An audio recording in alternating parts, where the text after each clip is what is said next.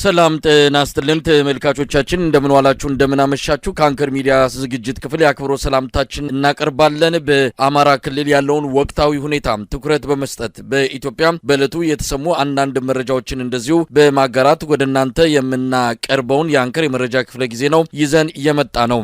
በተለያዩ የኢትዮጵያ አካባቢዎች ያለው የጸጥታ መደፍረስ ሁኔታ ተባብሶ ቀጥሏል። ወደ አርሲ አካባቢ የሚሰማው መረጃ የመንግስት አቅም እየተዳከመ በአማጽያን በተለይም በኦሮሞ ነጻነት ሰራዊት አማካይነት አካባቢዎች በቁጥጥር ስር እየዋሉ እንዳለ የመንግስት ኃይሎችም ጥቃት እንደተፈጸመባቸው የሚገልጹ መረጃዎች እየወጡ ይገኛሉ። በሌላ በኩል የአሜሪካን መንግስት በተባበሩት አረብ ኤሚሬትስ ላይ ማዕቀብ ለመጣል የሚያስችል ግፊት በሴናተሮች አማካይነት እየተደረገ እንዳለም እየተሰማ ነው። የአብይ አህመድ አገዛዝ በተባበሩት አረብ ኤሚሬትስ የገንዘብ ደጋፊነት በቤኒሻንጉል ጉሙዝ ክልል የሰጠው የጦር ሰፈር የአሜሪካውያንን ስጋት በከፍተኛ ደረጃ ጨምሯል። ማዕቀብ የሚጥሉ ከሆነ የአብይ አህመድ አገዛዝም ከማዕቀቡ የሚተርፍ እንዳልሆነ ነው እየተነገረ የሚገኘው። በአጠቃላይ በኢትዮጵያ ወቅታዊ ሁኔታ በተለይም በአማራ ክልል ያለውና በቀጠናው እየተጠናከረ የመጣው የጸጥታ ችግር ለዓለም አቀፉ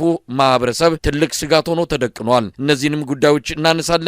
ሌሎች መረጃዎችንም በማከል ወደናንተ ከምናቀርበው የዕለቱ የመረጃ ክፍለ ጊዜ ጋር አብራችሁ እንድትቆዩ ግብዣችን ነው። አሁን በቀጥታ ማመራው ወደ ዘውትር ተሳታፊያችን ይሆናል። አዲስ አበባ ዛሬ አንድ አመት አካባቢ የተያዙ ወጣቶች አሁን ያሉበት የገቡበት አይታወቅም። ፍርድ ቤትም አልቀረቡም። የታሰሩበት እስር ቤት የት እንደሆነም አይታወቅም። ከነዚህ መሃል ገነት አራጌ ትገኝበታለች። ገነት አራጌ የኢዜማ የቀድሞ የሴቶች ጉዳይ ኃላፊ ናት። በጣም ጠንካራ ወጣት ናት። እሷን ጨምሮ በርካታ ወጣቶች ተይዘው የት እንደገቡ አልታወቀም። ቤተሰብ አስክሬንም ከሆነ ስጡንና እርማችንን እናውጣ ብለው እየጠየቁ ነው። የትኛውም የኢትዮጵያ እስር ቤት የትኛውም ድብቅ እስር ቤት ተፈልጎ ታስሰው ጠፍተዋል። በጣም አስገራሚ ነው። በዋት ጊዜ እንዲህ አይነት ነገር ሰምተንም አይተንም አናቅም። የኢትዮጵያ ዜጎች ለማህበራዊ ፍትህ ኢዜማ በዚህ አንጻር ምንም አይነት መግለጫ አለመስጠቱ በራሱ አነጋጋሪ ነው። እንደሰማነው ከሆነ የገነት አራጌ ወላጅ ቤተሰቦች እነ ፕሮፌሰር ብርሃኑ ነጋን እቤታቸው ጋብዘው በከፍተኛ የወዳጅነት ስሜት እንዳስተናገዷቸው ነው የሰማነው። ቤተሰብ ምናልባት እነ ፕሮፌሰር ብርሃኑ ነጋ በዚህ ረገድ የሚረዷቸው እንደሆነም ተማጽኖ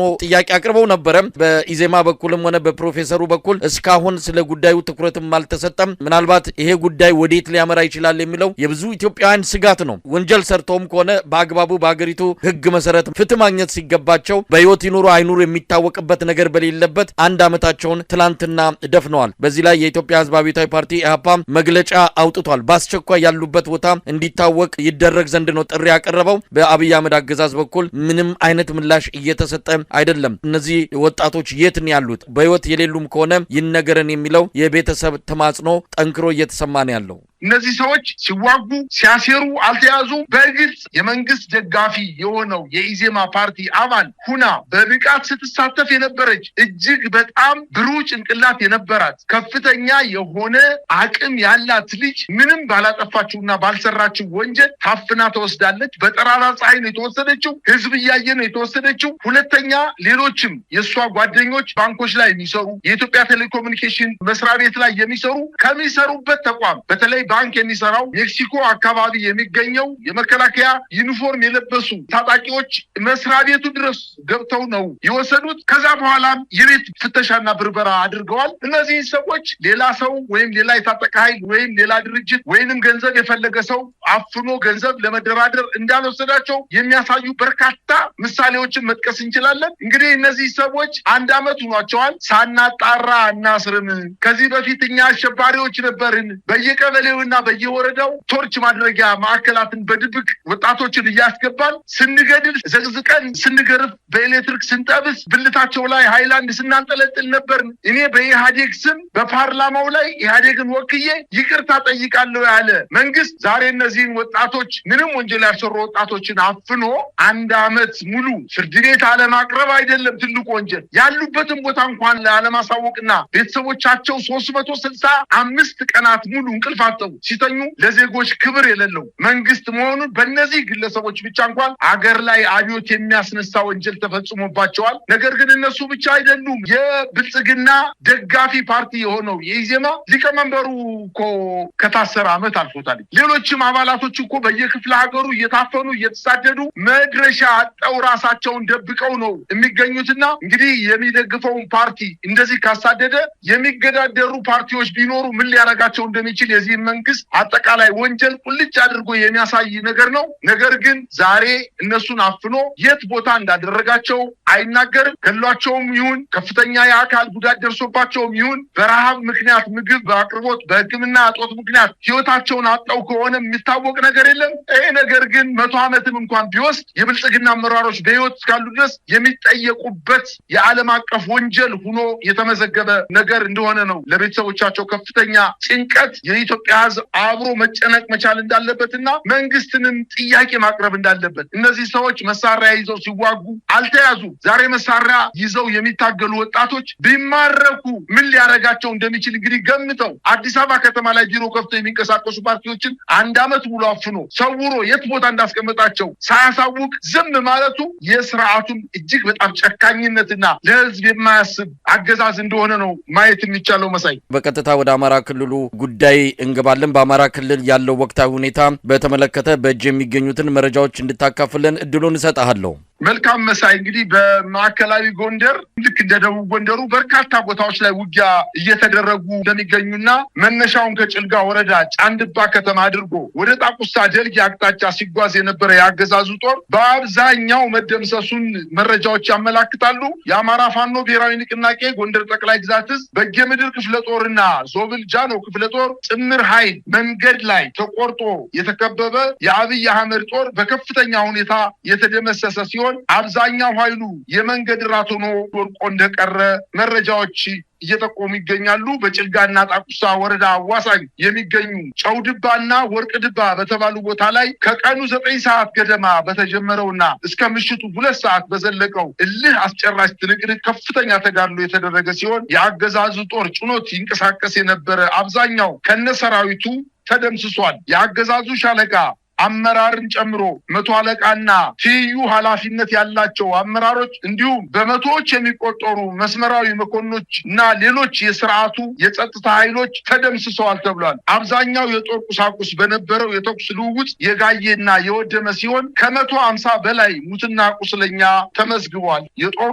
ቁሳቁስ መጫኛ የነበረው ተሽከርካሪዎችም ሙትና ቁስለኛን ማመላለሻ ሆነው አምሽተዋል። ከዚሁ ትናንት ውጊያ ከተደረገበት ቦታ ላይ በ12 ቀናት ልዩነት ውስጥ የትናንቱ ውጊያ ለ4ኛ ጊዜ ሲሆን የትናንቱን ጨምሮ 2 ሻለቃ 5 የመቶ አለቃና 2 ሎጂስቲክስ መምሪያ ኃላፊዎች በድምሩ 9 አመራሮችን ጨምሮ ከ250 በላይ ሙትና ቁስለኛ ከ150 በላይ የመሳሪያ ምርኮኛ ከ25,000 በላይ ቅይጥ ተተኳሽ ገቢ ማድረጋቸውን አስታውቀዋል። በአሁኑ ሰዓት የአገዛዝ ጦር ኃይል ቁስለኞችን ከወረዳ ወረዳ አንቀሳቅሶ ማሳከም እንዳይችል መንገዱ ወደ ጨዋሂት፣ ወደ ጭልጋ፣ ወደ ጣቁሳ ደልጊ የሚወስዱ መንገዶች በሙሉ በመዘጋታቸው በቆረጣ የተዘጋ ሲሆን የሄሊኮፕተር አማራጭን እንደ መጨረሻ አማራጭ ሊጠቀም በእንቅስቃሴ ላይ እንደሆነ መረጃዎች ያመላክታሉ። በሌላ ዜና የአማራ ፋኖ ብሔራዊ ንቅናቄ አፋብን ምስራቅ አማራ ቀጠና ሚኒሊክ ዕዝ አካል የሆነችው ላስታ ጀነራል አሳምነው ጽጌ ኮር ከሁሉም ክፍለ ጦሮች የተወጣጡና የኮሩ ነብሮ ኮማንዶዎች ዋክሹም ብርጌድን ጨምሮ በተሳተፉበት አውደ ውጊያ በአገዛዙ መከላከያ ሰራዊት ላይ ድል ተቀዳጅተዋል። በቡግና ወረዳ አይና ከተማ ላይ በዙሪያው በተደረገ ከባድ ትንቅንቅ የአገዛዙን የጦር ኃይል ምሽግ በመስበር ከ82 በላይ በመደምሰስ 25 ክላሽ 1520 የክላሽ ተተኳሽ 32 የእጅ ቦምብ 26 የወገብ እና የደረት ትጥቅ በመማረክን ውጊያውን በድል ማጠናቀቃቸውን አስታውቀዋል። በሌላ ዜና በ3 አቅጣጫ ወደ ጃቢ ጠናን ወረዳ ማክሰኝት ከተማ የመጣውና ፍኖት ሰላም ከተማ የመሸገው በርካታ የአገዛዙ ሰራዊት ተደመሰሰ።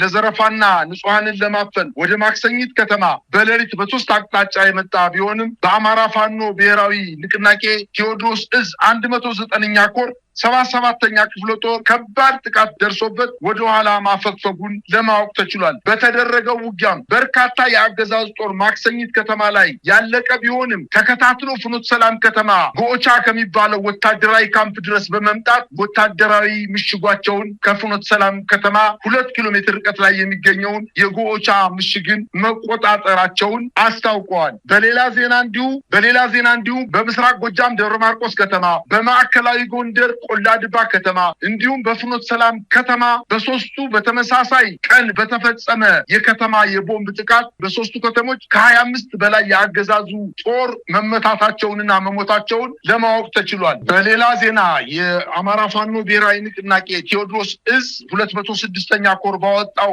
መግለጫ በደጀን፣ በጁቤ፣ በሮብ ገበያ፣ ጡይና ደብረ ማርቆስና አንበር ከተሞች ላይ የፋኖ ቤተሰብ ናችሁ በማለት በርካታ ወጣቶችና የፋኖ ቤተሰቦች ታስረው እንደሚገኙና የፋኖ መግለጫ እነዚህን ወጣቶች አያሳሰራችሁ እንዲሁም በእስር ቤት ላይ ከፍተኛ ስቃይ እያደረሳችሁ የምትገኙ ሰዎችን ማስጠንቀቂያ በመስጠት በአስቸኳይ የማይፈቱ ከሆነ እርምጃ የምንወስድ መሆናችንን በማለት አስታውቀዋል። በተለይ በደብረ ማርቆስ ከተማ ከ350 በላይ መምህራን ወደ ገጠር ሄደን ማስተማር አንችልም በማለታቸው ምክንያት 350 መምህራን በደብረ ማርቆስ ከተማ ላይ ታስረው እንደሚገኙ፣ 1 ወር እንዳለፋቸው፣ በሉማሜ ከተማም ደግሞ 70 የፋኖ ቤተሰብ ሚስቶችና እህቶች ናቸው እናቶች ናቸው በማለት ታስረው ከ1 ወር በላይ የቆዩ ቢሆንም 8ቱ በታሰሩበት በመከላከያ ሰራዊቱ መደፈራቸውን ጠቅሶ እነዚህ እህቶቻችንን ከስቃይ ለማዳን ኦፕሬሽን ሰርተን አካባቢውን ተቆጣጥረን ይህንን ግርፋት እስራትና ለመንግስት ፋኖ ቤተሰቦች ናቸው በማለት ጥቆማ የሚሰጡ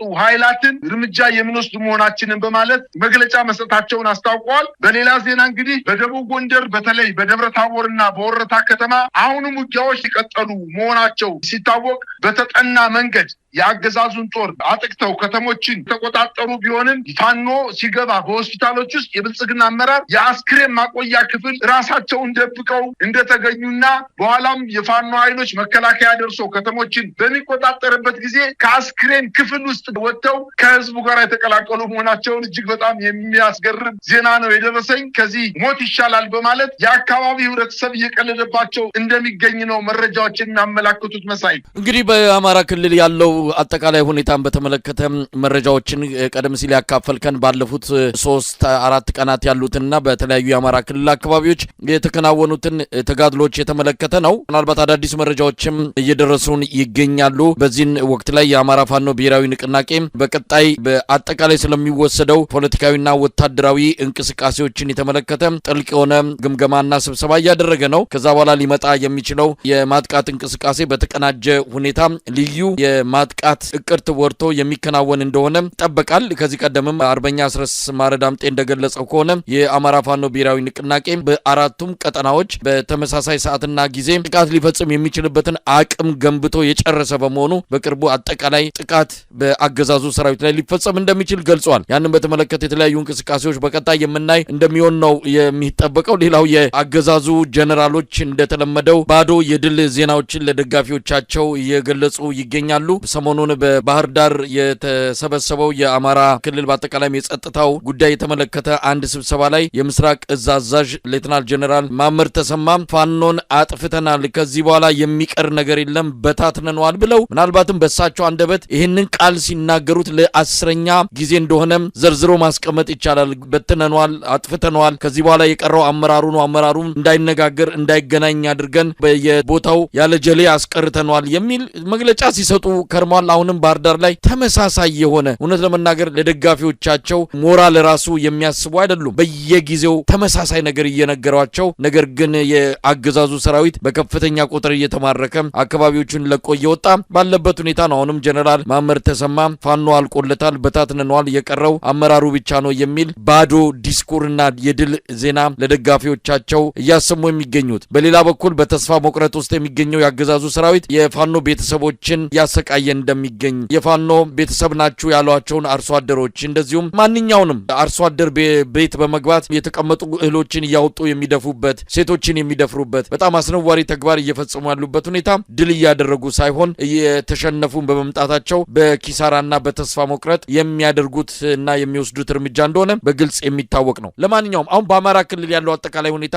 ምን ይመስላል? አብይ አህመድ ጦሩን እያጓጓዘ ነው። በከፍተኛ መጠን በአገሪቱ በመላ የሚገኙትን የሰራዊት አካላት ወደ ሰሜን እያጓጓዘ እንዳለ በቪዲዮ ጭምር የሚወጡ መረጃዎች እያመላከቱ ነው። አማራ ክልል ያለው ሁኔታ ምን ይመስላል? በአሁኑ ሰዓት አማራ ክልልን በአብዛኛው ተቆጣጥሮ ያለው ማን ነው? የአብይ አህመድ አገዛዝ በዚህ ደረጃ ቦታዎችን እየለቀቀ ይዟቸው የነበረውን በሙሉ ለፋኖ እያስረከበ በሚሄድበት በዚህ ወቅት ላይ ምን ማለት ይቻላል? ክልሉ በፋኖ ቁጥጥር ስር የሚገባበት የመጨረሻው ምዕራፍ የቀረ ነው የሚመስለውና እንደዚህ ላይ ምን ማለት ይቻላል? መሳይ በአጭር ጊዜ ውስጥ እኮ መንግስት ራሱ መልሱን አግኝቶታል እኮ።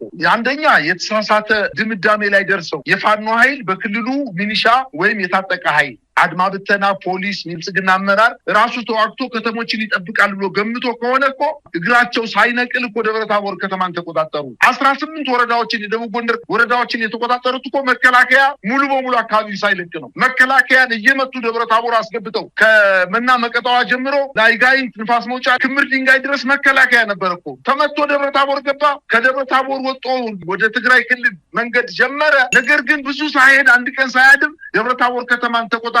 ከዛ በኋላ አለምበር ከተማ ላይ መጣው ማጥቃት ሲጀምሩ አልፈው ሐሙሲት ከተማ ላይ መቆጣጠር ሲጀምሩ የመከላከያ ሰራዊት እኮ ተመለሰ። በማዕከላዊ ጎንደር ደግሞ ብኔት ያለፋ ከተማ ወረዳ ዋና ከተማ የሆነችው ሻውራን፣ የቋራ ወረዳ ዋና ከተማ የሆነችው ደለጎን እንዲሁም በሙርን ሌሎች እዛ አካባቢ የመከላከያ ካምፖችን ለቀው ወደ ሻውራ መጣው መከላከል ሲያደርጉ በተለያየ አቅጣጫ በአጸደ ማርያም፣ በጋዝጌ፣ በደንገል በር አካባቢ የነበሩት የፋኖ ኃይሎች ሻውራ ከተማ ላይ ጥቃት በመፈጸማቸው ሸሽተው ድኩል አርባ ከተማ መጡ። አሁንም ከድኩል አርባ ለቀው ወደ ግዳጅ እንላለን ብለው የደልጊ የነበረውን መከላከያ አንድ ክፍለ ጦር ይዘው እንቅስቃሴ ሲያደርጉ ጨውድባ ከተማ ላይ ቦታ ላይ ተመቱ።